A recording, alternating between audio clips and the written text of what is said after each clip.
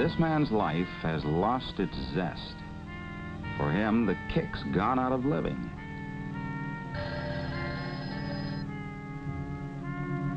Hugh, telephone. All right.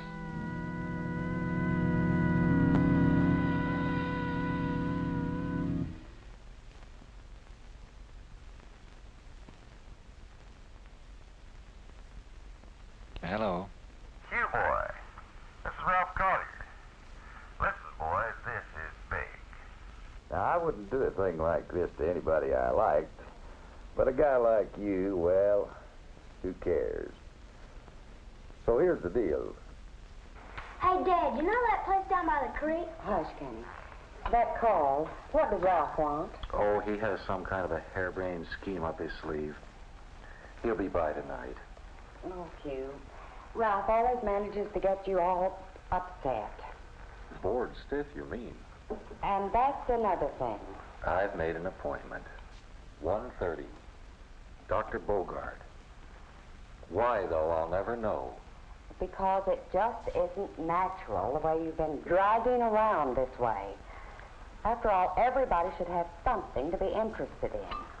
Doesn't bother me any. Well, it does me. I think there's something wrong with your thyroid or something. Like Fred. Well, that's the story on Hugh. No interest at home or at the office either.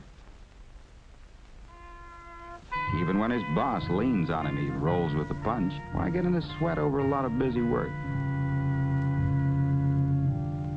Same way with friends. Don Finney likes to talk hobbies. Hugh couldn't care less. His appointment with Dr. Bogart gives him a good excuse to leave.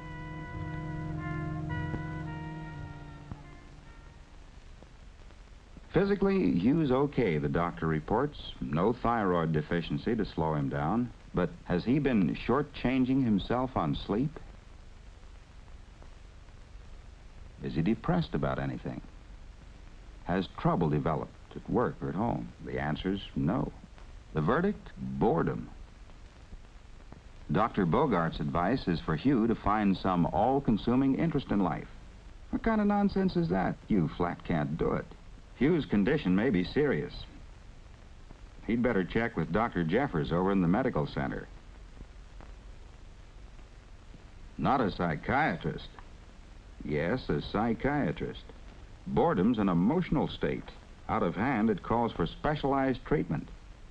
Well, maybe only, well, why make a federal case out of it? After all, what difference does it make if a man's bored? What harm can it do?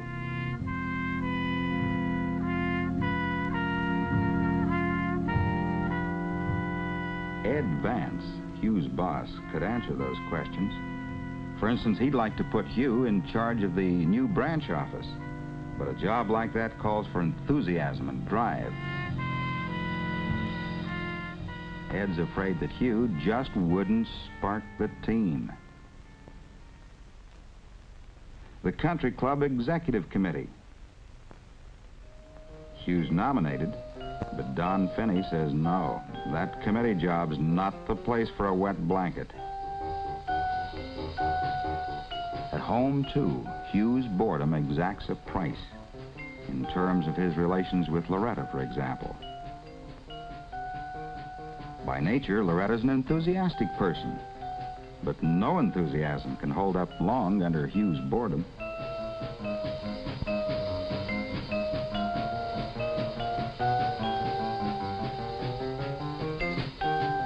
It's happened so many times.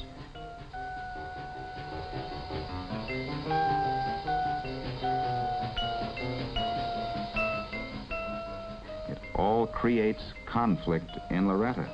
Sometimes, subconsciously, she strikes out. But mostly, she herself loses interest and enthusiasm.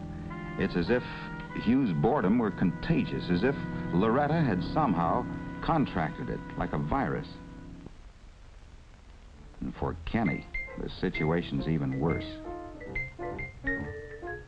Hugh has no time for the boy's enthusiasm.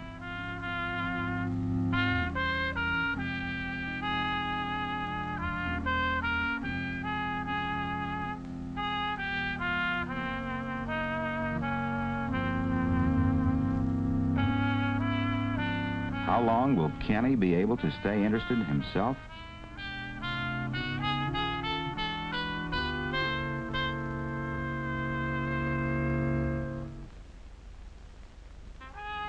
Already the contagion of boredom is affecting his schoolwork.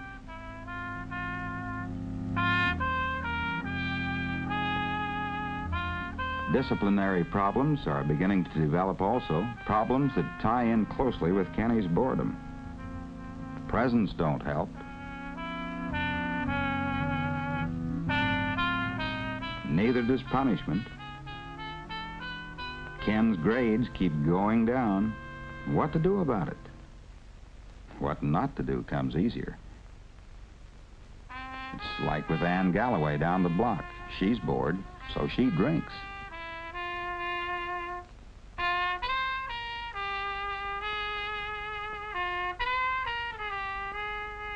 More and more and more she drinks. Sam Haglund across the street has a private remedy for boredom, too. He makes friends with every $10 tramp who comes along.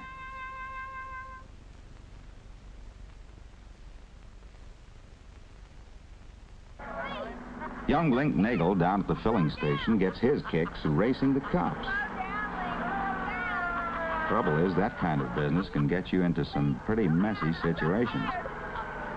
And more important, it doesn't really solve the problem of boredom at all. You forget your frustrations for the moment, sure, but there's no real satisfaction. Excitement gets to be like Ann Galloway's whiskey. The kick wears off. Why do bored people do such things? Ann claims it's the monotony of housework that gets her down.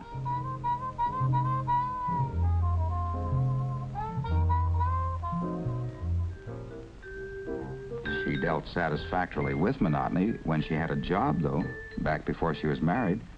Actually, her real trouble isn't monotony. It's that she grew up feeling that being a woman, a housewife, is an empty, meaningless, thankless task. Her job, on the other hand, was exciting and meaningful. But Ann's husband won't hear of her working now. The result? Inner conflict for Ann. Conflict between the demands of marriage and her personal hunger for a feeling of self-worth. Her boredom, her drinking, they're the symptoms of that conflict. Sam Haglund claims his trouble is his wife's stupidity. It bores him to distraction. But really, though, his big problem is Woodhall's, his competition across the street.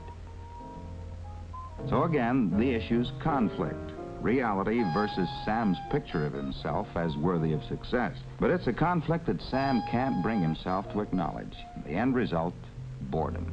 But it's boredom for which he's found a remedy of sorts.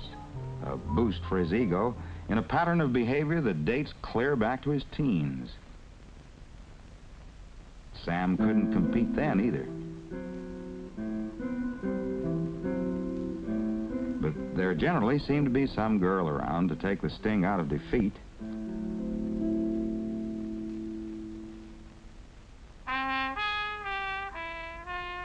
Link Nagel, he breaks the monotony of slum life by shooting craps.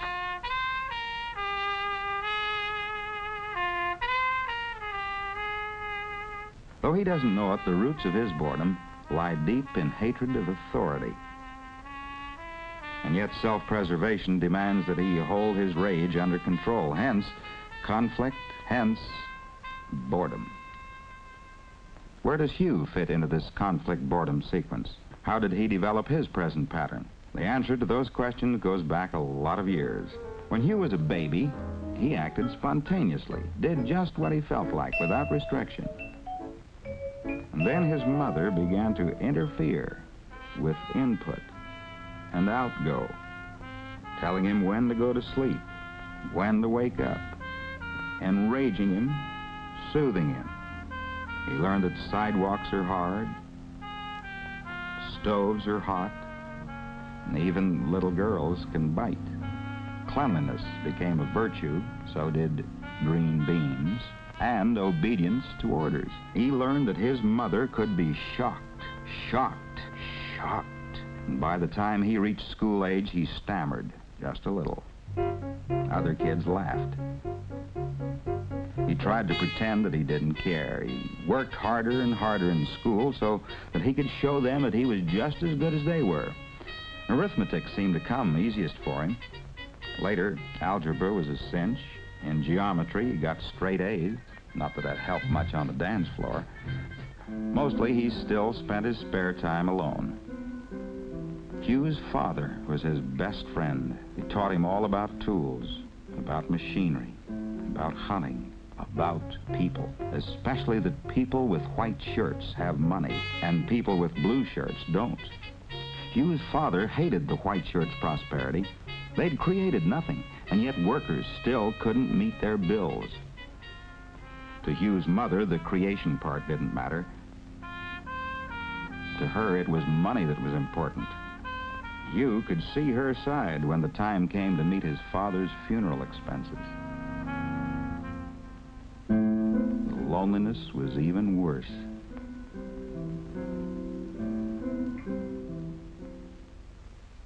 But Hugh went on, though, through college, then into engineering.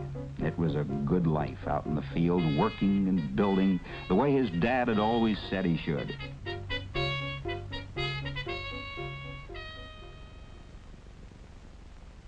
And then he met a girl, the girl.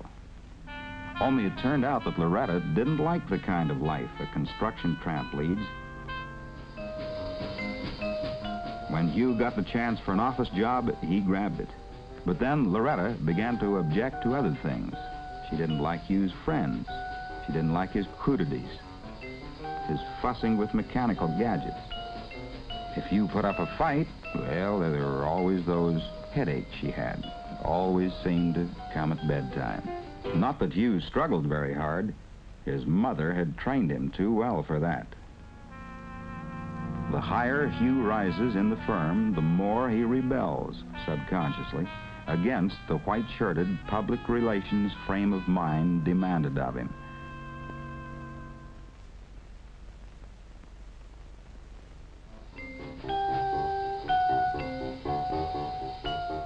And yet his family and his financial problems tie him closer and closer to his job. It's a conflict situation. Instead of acknowledging how he feels, he hides his anger behind a bland mask of false cordiality, public relations. The people that Loretta forces him to meet socially are dull and boring. He's cut off from the field projects he loves. In the cause of clean hands, Loretta has ruled his workshop out of bounds. His relationships with Loretta have deteriorated badly. Night after night, it's the same. Too torn by internal conflict to fight, he sees himself through the eyes of his mother and Loretta. Instead of looking to his own desires, he takes it for granted his main goal in life should be to meet standards set by his wife.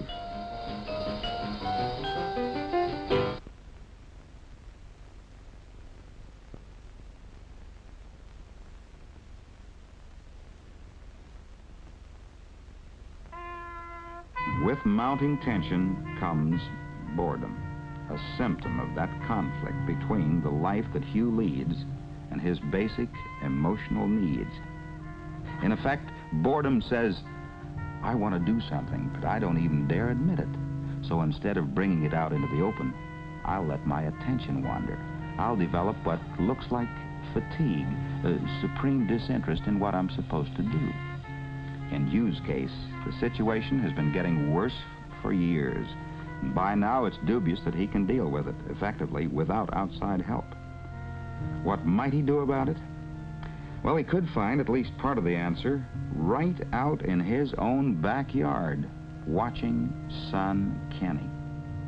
Ken's eager to build a tool shed, but sometimes he gets tired of it.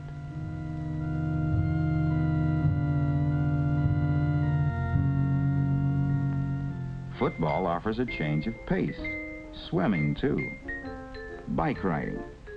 In other words, there's variety in Ken's interests, and change itself is a remedy for mild degrees of boredom, as well as a universal human need. If you do enough different things, there will be little chance to grow bored with any one of them. Ed Vance is another one who could teach Hugh ways to deal with boredom, because Ed's so taken up with striving to outdo the competition that he's hardly aware of all the busy work he has to handle. His drive to win shapes his whole way of living. He makes no pretense that it doesn't. Whether he's hiring a rival's key man or just playing poker at home on Saturday night. To fight boredom, then, each of us needs to take a cold, clear look at the rules he lives by. For only thus can we resolve our conflicts. We must face our drives with utter honesty, release our tensions, satisfy our inner needs. A case in point, Don Finney has a need to dominate.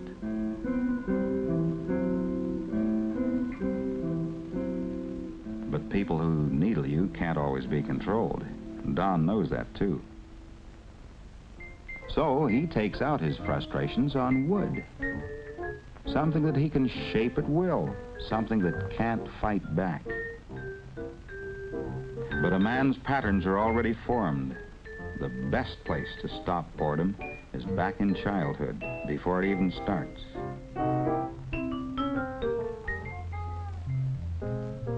Interest is such a fragile thing. It dies so easily. Hugh senses that sometimes, like today. That nail that Ken bent, it brought back so many things. The day so long ago when Hugh's father showed him how to use a block to pull a nail.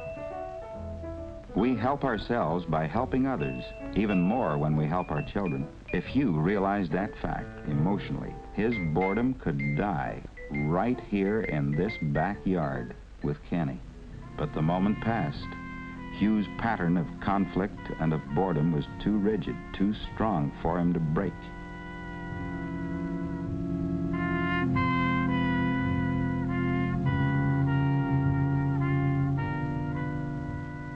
Another crisis came that night when Ralph Collier followed up his morning phone call. Well, there it is, boy. Biggest contract our outfit's ever landed. But where do I fit in?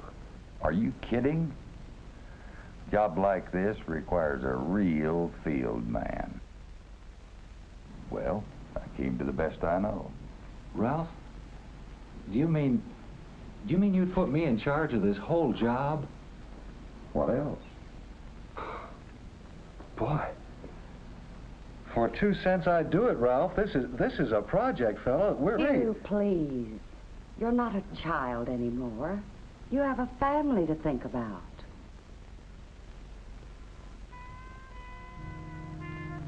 She's right, Ralph. You, boy, you don't know what you're saying. Why, this is the greatest challenge you've ever been offered. No go, Ralph. No go. Are you really serious? Serious, Ralph. We'll chalk it up to my work ethic.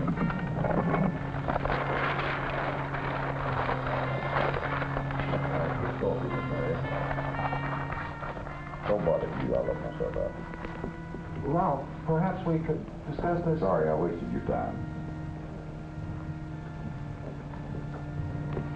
Oh, Hugh, I'm so glad you didn't let him talk you into that awful job. I mean, being left here all the time with Kenny, oh, dear, there are lots worse things than being a little bored. Sure, honey, sure.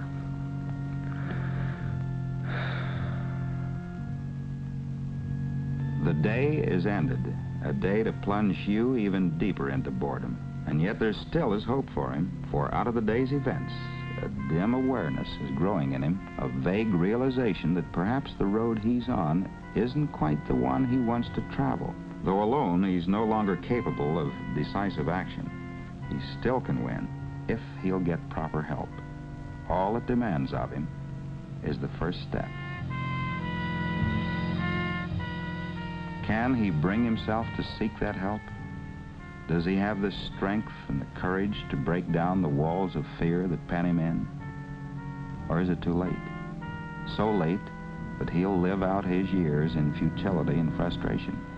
Another good man fallen prey to the creeping paralysis of boredom, tasting for himself the bitter gall of conflicts unresolved, potential unfulfilled. It depends on him alone. Unless he finds help soon, not just this day, but life itself is ended for him. Ended in another bleak, needless tragedy of boredom at work.